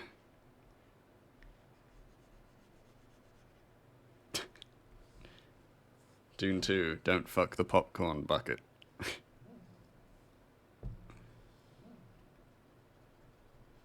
That's just the tagline for the movie because they realized too late that they knew exactly what people were going to joke about with this popcorn bucket. Bruh. Huh? Sorry. You don't see the popcorn bucket? Sickening. Terrible. Where can I get one? Disgusting.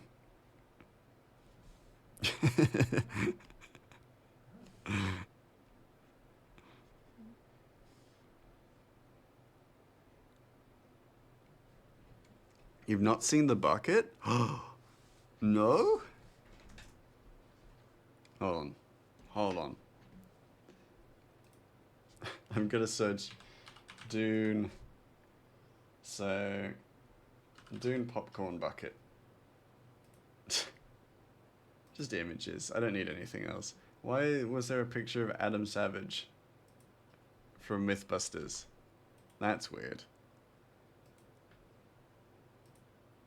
You have not seen the bucket. Hold on, I'll show you. Hold on. That's what I'm here for, right? Here to educate, inform. It looks like this. Where is it? Where is it? Copy and pasted it. Where'd it go? Where's the dune bucket? Dune bucket! Hold on. Where's my dune bucket? And now it's in my recent searches, so I can go back to it quickly.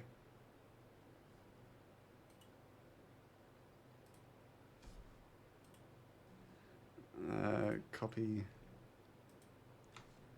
Do I have media literacy? No. Do I have internet literacy?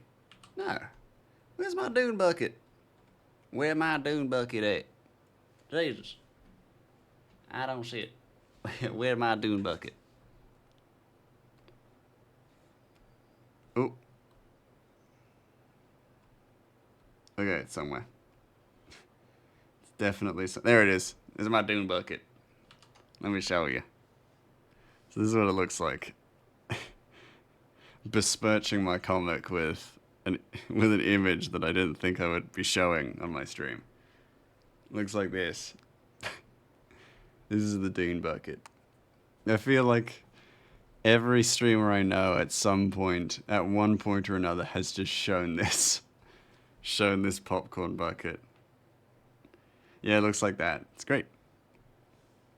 And it's gonna appear in the comic now because I'm too lazy to just remove it. It's not staying. Get out of here. Get out of here. We're in the past. We're in a fantasy world. Fantasy world doesn't have dune bucket. This fantasy world does not have the dune popcorn bucket. Do they even have popcorn? That's a question for another day.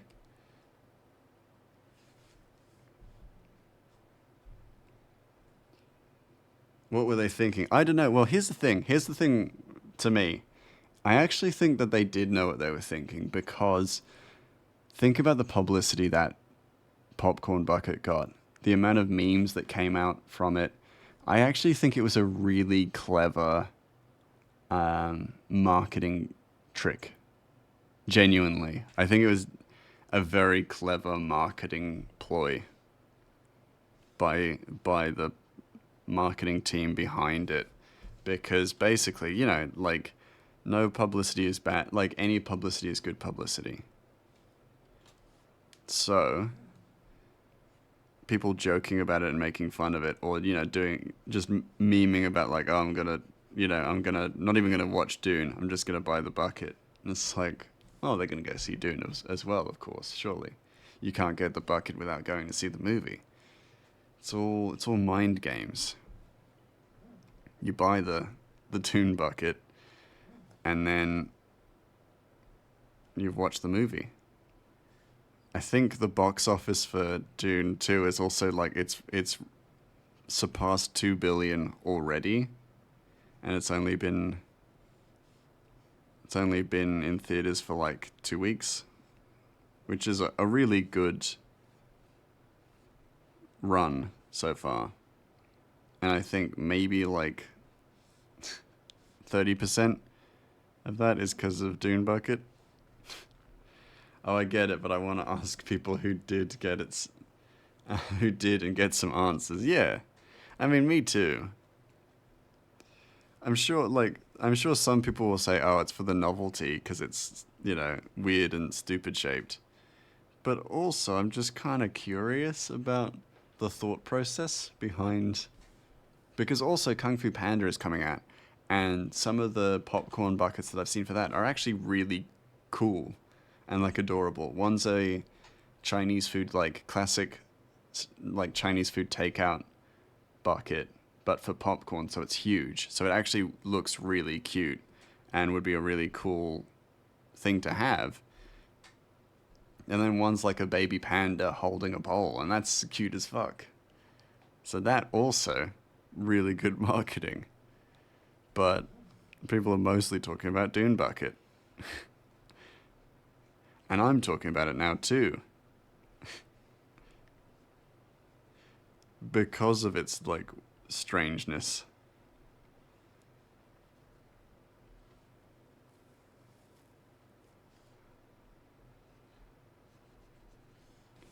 Actually, also, Tally, if you're still here, I got something to show you.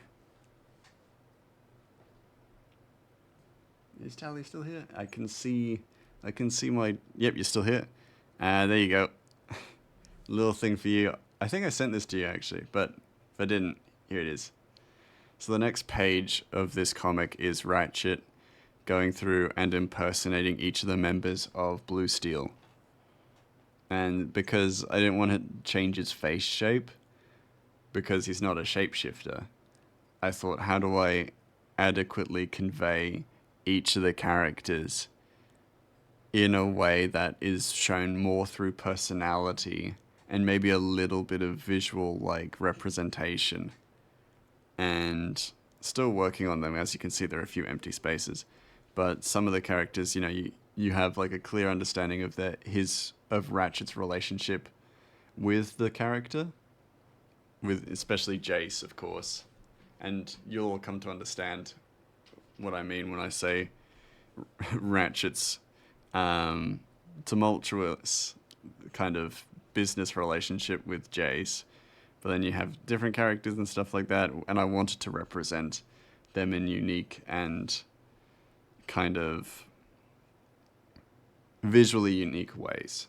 So Luca is Tally's character. And because he was... I mean, the versions of him that I drew as well were not necessarily hugely visually distinct, so I wanted him to look unique in the way of, like, his sense of duty and that in his personality. So that's where that kind of, why the sword in front of the eye and stuff like that.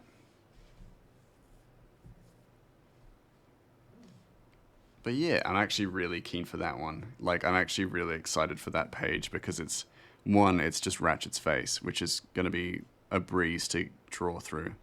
But then also because it's just so much personality instilled into one single page, which I'm so keen for. It's such a fun characterization moment where we get a lot of Ratchet's personality shining through and very, very, like, emotive, which is so much fun to draw. It's really good. I like how you got Ratchet posing in each frame. Yeah, I wanted it to be kind of a little bit goofy, doesn't take itself too seriously.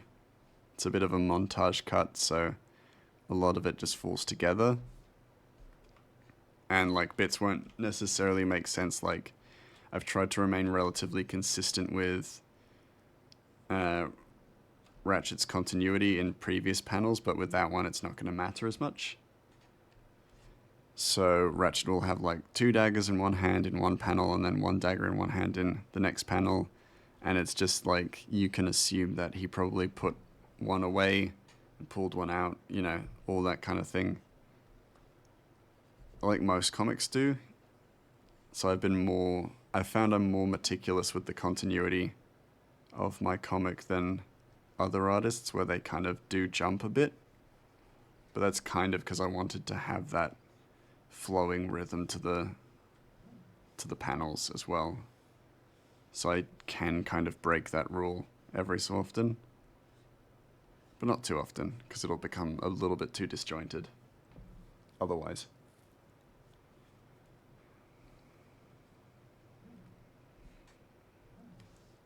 But yeah, and then what? Chapter 5. Chapter 5, we get to actually meet Blue Steel as well, which I'm keen for. So I'm using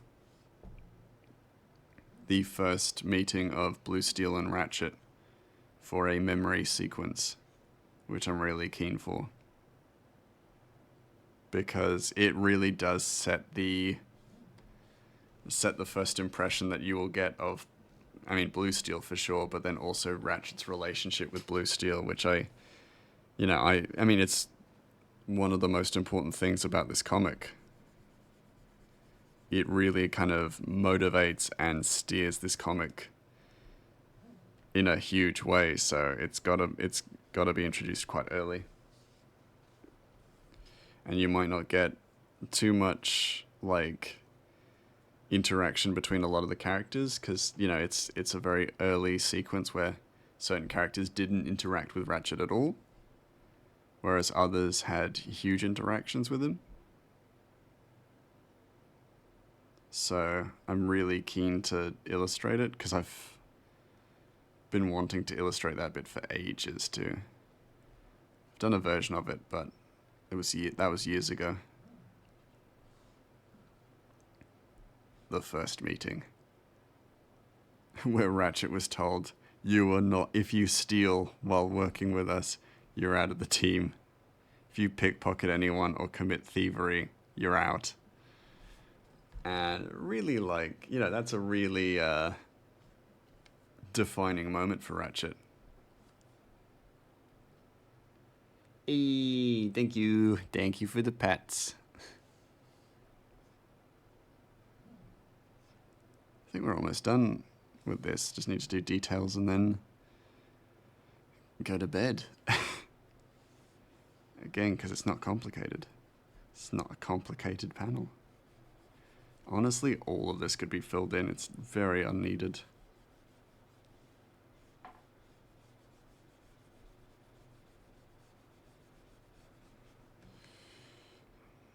If anything, I should just fill it all in and then erase bits that I actually want light to appear in.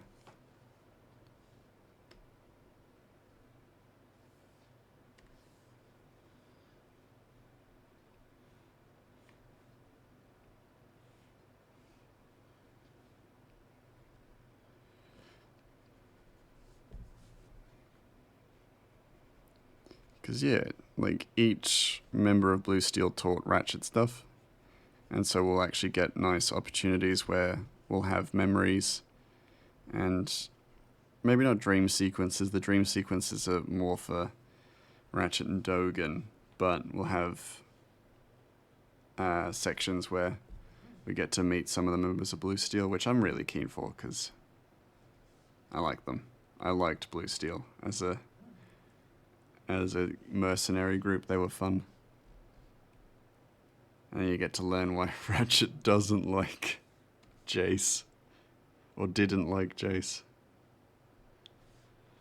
It's a big rivalry in the story, which I still find funny. I joke about a lot with the original Jace. I was just like, remember when Ratchet didn't like your character? He was like, what? I didn't know that. He did. He definitely did. Ratchet made it abundantly clear.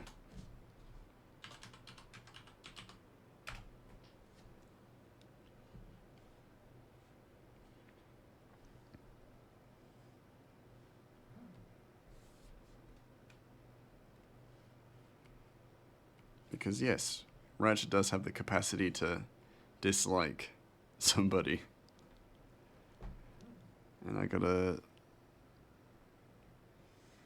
And it was such a funny time because I was like, well, Ratchet is a kid, so he can't swear. So the worst thing he said in regards to this character was that he got, like, Ratchet lost his temper at this character and called him a sticky wicket. And it was like, well, you can't take that seriously. It's a kid. It's just a kid angry at someone, and the kid's not old enough to know how to swear. So he's just called this fully grown adult a sticky wicket. And hey, yes, Zombie Slayer. Just checked and I saw that I was just gifted a sub to Suited. So I think we'll be raiding into Suited tonight. Typo. So it's as if Mr. Rogers got mad at you. Yeah, like Ratchet. I mean, yeah, definitely. Ratchet would have like this demeanor of, well, I'm disappointed. I'm disappointed in your behavior, But also because he was young, it was like if he was angry, it was like a fleeting moment of anger. And then he'd be like, I wasn't actually angry at you. You know, I just felt like I wasn't being heard. Because, like, one of the big things about Ratchet's character was that he was young, but he was wise beyond his years as well. Raid, yes, I can introduce you. We've been to Suited before. We've been to Suited. She knows that you call me Rizzler and stuff. She's used to it. I was just less happy than usual. Ratchet, probably. Yeah, exactly. I mean, one of the big inspirations for Ratchet's character was, like, Paddington. In that Paddington never really got angry with anyone. But if someone was rude to him, or mean or harsh to him, then he would give them like a hard stare, and he's like, I give this to people who forgot their manners. And that was a big, like, inspiration for Ratchet, where he never was vehemently angry at anyone. And he was very easy to forgive people. He forgave people very easily. But then that behavior itself was motivating factor enough for people to feel genuinely bad that they had let him down. And so as a result, and it was such a funny thing to do in the campaign, but Ratchet made people feel better, but then he also made people act better. Because his behavior, though childish at times, also was very healing for characters who were like, you know, classic D&D characters who were like traumatized and fighting through something, you know, whereas Ratchet was fully realized and he was like, I want to help you. And so he would. And that was what made him such a powerful character in such a weird way. Wrong, Rizzler is too low of a title for you, O divine omnipotent being that is Mouse. You are he who has come before it all, before existence existed itself. The one and only, the true Wizard of Oz. Thank you. Don't you go... Suited knows all that. I think I've rated Suited, like, maybe the most I've rated anybody. Suited is like my go-to raid, I think, because she's an artist, she's making a comic. Just makes sense to support each other.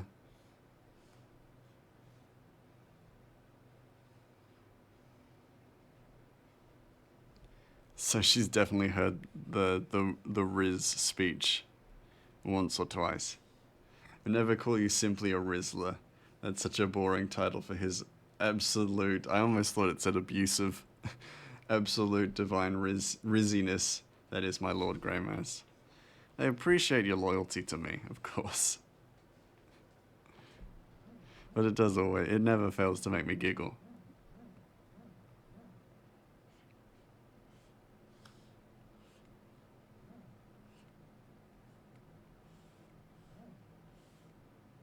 That's slightly better. Because I don't want it to necessarily fill all the frame.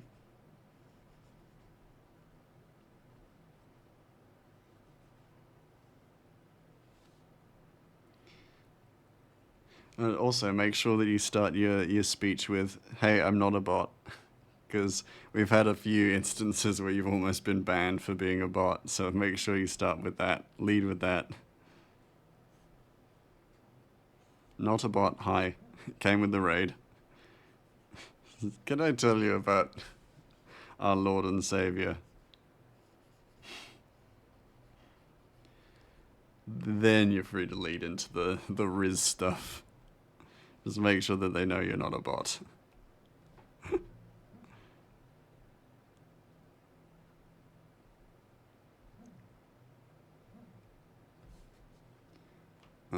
Yeah. What was I saying? Oh yeah, Ratchet. Just being a good character. He was a fun character to play. A little bit, like, emotionally draining, but, like, fun. Because he was a character with a lot of emotion, like emotional maturity, during a time where I didn't feel like I had a lot of that. So I was playing a character that I wanted to be as opposed to someone that I was, I guess. Of course, my lord, I shall be your light in the darkness. When all hope seems lost, I shall be your sword and strike down those whom would deem to speak out against you. I shall be your armor to protect and shield you from storms of arrows, to acid rain, to the Westerlands marshes. I like that, the Westerlands marshes. That's a nice little addition. I shall be your eyes if you are blind, your ears if you are deaf. That's really sweet. Thank you. Thank you for that. Thank you for that. I do appreciate the loyalty, of course.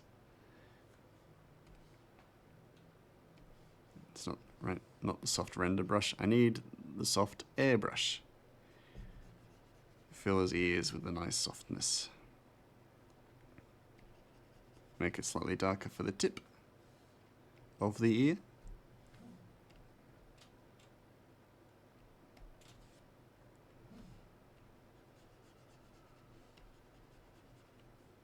I love that. Like this detail is one of my favorites. It's just soft, but good.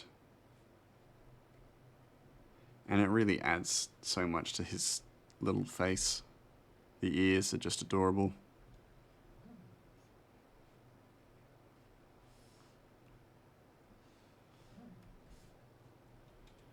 A few times that I've almost been banned. I'm pretty sure it was more than a few times, but I see your point. Yeah, like you've definitely almost been timed out. That's for sure. Where they're just like, oh, bot.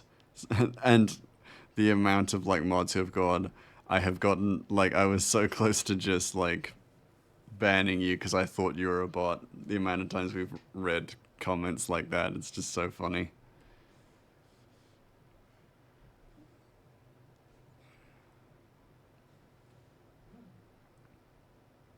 Oh, there we go. I only need to do one of those. Nice. Unprawn. I'm just too good. Yeah, too like immersed in the role. What time is it? It's about 8. Oh, and it's 2 hours. We'll finish this panel, and then we can raid out. We don't want to leave something unfinished. Let's try and like finish a panel, a stream, I think. That would be excellent. Get back to that like winner's pace. Though that being said, I also need to make sure that I finish the other drafts soon.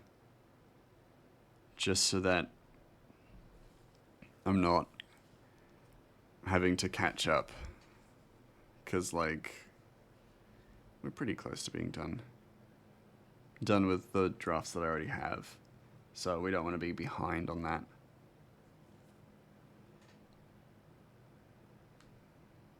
Then we got soft shadows.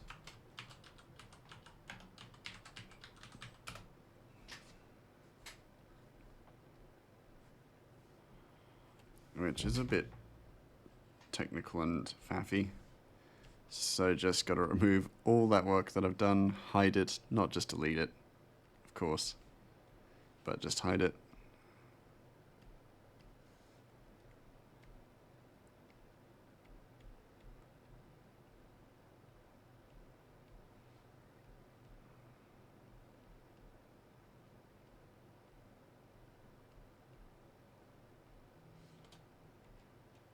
To say that my lord mouse isn't constantly at a winner's pace shall deem you worthy of execution by beheading as of the morning.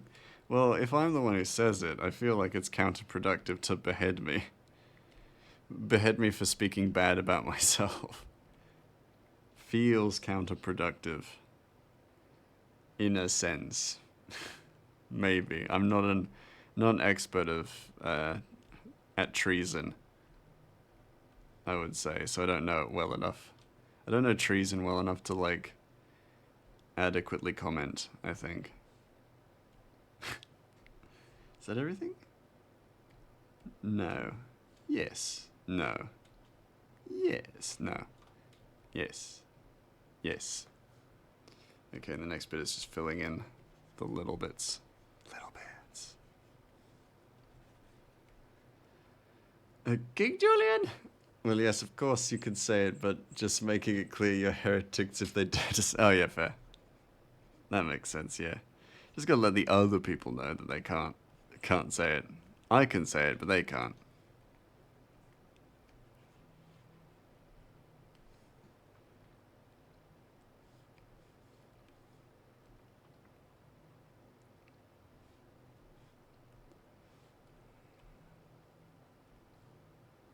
So, that's everything. Cool.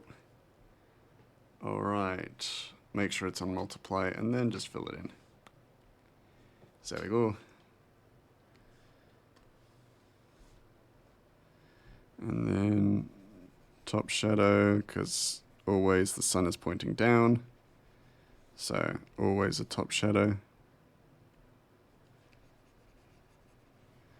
I feel like I'm always like a little, like, because of how convenient this way of creating shade is, I'm always a little bit lazy with it. Try to be a bit more consistent with it in future. Oh, got a little too close to the inner ear. Well, actually, as of now, no one can say it, as I've just cut out everyone's tongues for you, my lord, just in case they even had the thought of besmirching your sheer awesomeness legacy. No, you shouldn't do that. I like to hear people talk, even if it is at my detriment. I am a noble and benevolent lord. I like to hear people make fun of me, like a court jester, you know? Who it is kind of funny to see that, like, court jesters actually had it pretty good in medieval times. Because they were, like, trusted advisors to the king, and were allowed to actually, like, make fun of them as well. Which I find really funny. Is that they were one of the few people who could make fun of, like, King Charles I had a jester, a court jester, who was fully allowed to make fun of him, and was maybe one of the few people who was allowed to make fun of him.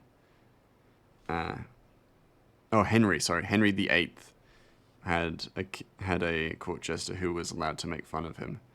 And this was a king who was known for being quite, like, temperamental, and would fly off the handle if people said something that, like, questioned his honor. You know, so to have a court jester who would regularly make fun of him, but he was completely okay with, was actually, like, maybe one of the best jobs of its time. Alas, my liege, as you command.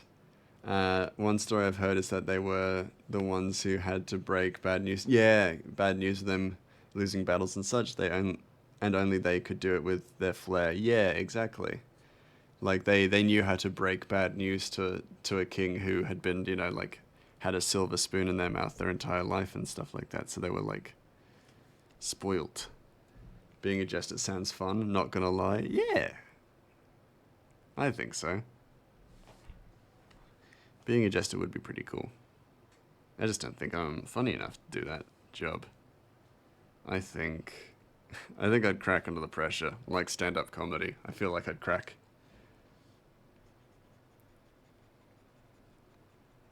And then the king would be like, off with his head.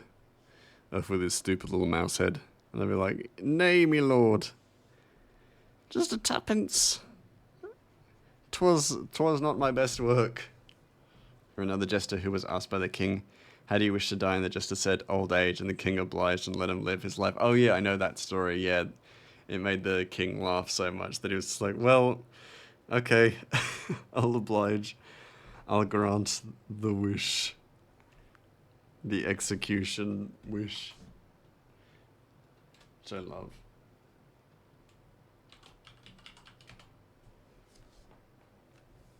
Because it's just dumb, but very funny.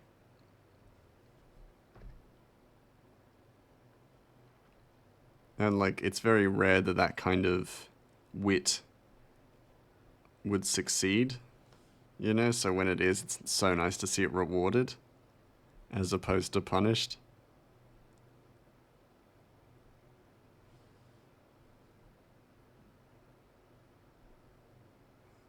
Alright. Yeah, that's good. Alright, just a little bit more left to do, and then we can raid off to deer suited, if they are still alive. Which I think they are, I hope. Fingies crossed. Well shit, I let you choose and now you've checkmated me. Okay, fine, do what you want. The king probably. Yeah, exactly. It's like, well, I did ask them. That's on me. Like, well, you know, they did...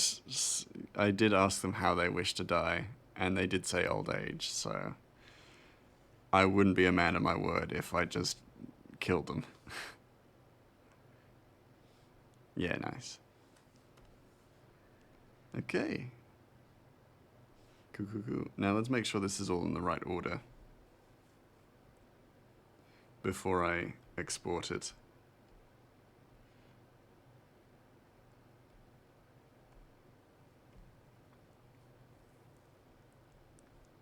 And that also all the light layers are on.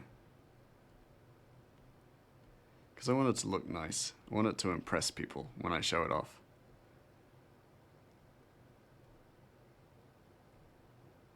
Oh, there we go.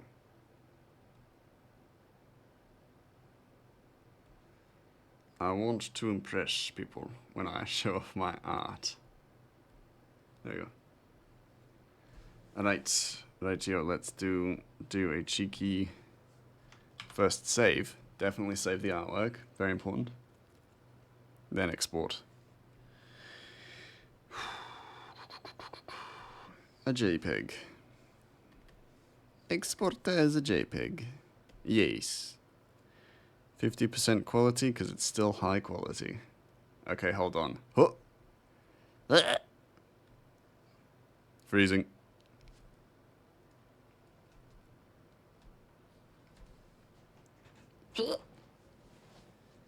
Don't move, Grey Mouse. Don't fucking move.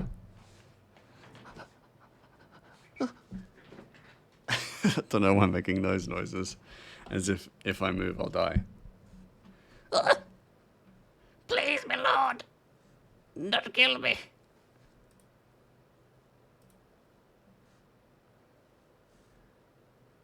Oh, it's a birthday stream. Well, then definitely raiding to Suited. It's Suited's birthday. We must. Yeah, so the Jester was a tribulate. Made fun of the king's mistress, so the king asked him how he would like to die, and he said old age, and he did, dying in 1536, and was born in 1479. Huh. I mean, well played, Jester. Very well played. Some excellent work. Love what you're doing. Now, before I move about, jump to raiding, I will just quickly post today's progress in the Discord. Bip. Just look that up now. Nice one, Triboulet. Triboulet. Yeah, good on you. Very well done. I don't feel like I would be that witty under that kind of pressure, honestly. I feel like I'd be just a big old dingus. I'd be like, please don't kill me, my lord. And that's not good enough. That's not, you know, cash money survival. Anywho, thank you all so much for being here.